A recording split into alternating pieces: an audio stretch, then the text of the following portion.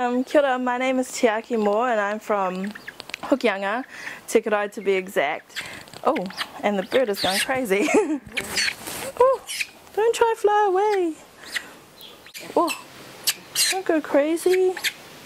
Stay there. I study management and arts with a major in French. I think I decided to go to university because I never wanted to be on the dole, and I don't know, taking money from someone's taxes isn't the kind of thing I really wanted to do. I wanted to give back to my community rather than take away from my community. And so I really wanted to go and make a difference in not only my life but the lives of the people from my community. So I just decided when I think I was on the internet and I decided what university to go to and what to do. I decided I didn't want to do law, I didn't want to do medicine because I don't like blood or anything like that, but I just really wanted to do something that would not only benefit myself but benefit the people who have helped me, so my community, my family, my friends, everybody. Yeah. So what do you study? I study management with a conjoint in arts, which is French, Spanish, and I'm not really sure what else. Okay. The obstacle that I faced was my parents splitting up when I was very young, and then I had a stepdad who came into the picture, and I didn't kind of know what to do when he came into the picture because it was like my dad was being replaced, even though I don't really remember him being there. And as I got older, it was kind of really weird for me to have somebody else step in. And as I turned into a teenage girl, you know, when the hormones start going and everything like that, we started to fight a lot. And it was just like, you're not my dad, why are you doing that? Like, don't do that to me. And what I needed to do was really like think about what he was doing for me, because he had stepped in and not replaced my dad, but he had come in and started becoming my father figure, which is really good. When I think about it now, it's a lot better for him to have come in than have no father at all. And I think like I had to accept that he was coming in to help me. I know we fought a lot. Like one day he yelled at me and I yelled at him, and then I like stormed out, and my mum ran in and she was like, what is going on? And I was like, I hate him, he's so mean to me. And I was like, why did I even say that? It was like just because I was angry for no reason.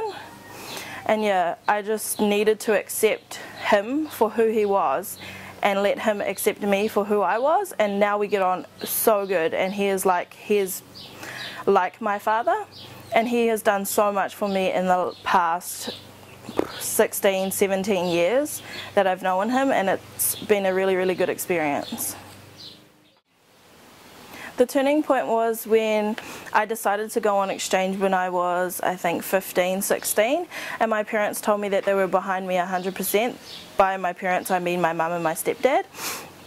And they worked so hard to send me on exchange to like make my dreams come true. So I saw that they were working really hard for something that I wanted, and they were just there for me no matter what.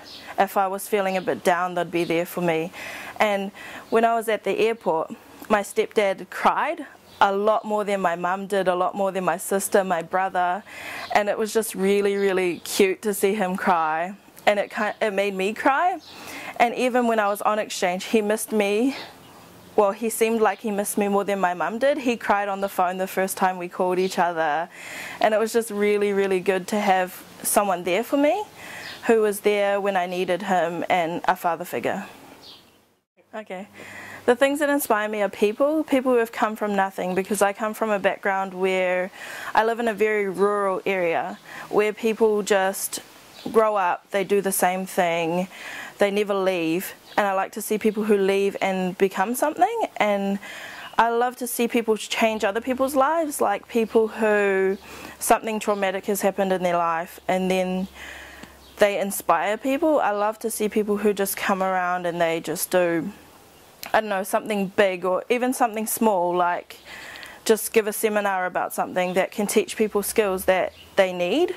And I like to see people who do that. So some of the people that inspire me, well, the main person was my granddad, because he was 75 and still working, and he's always like provided for his family, and they moved from a rural area into a city.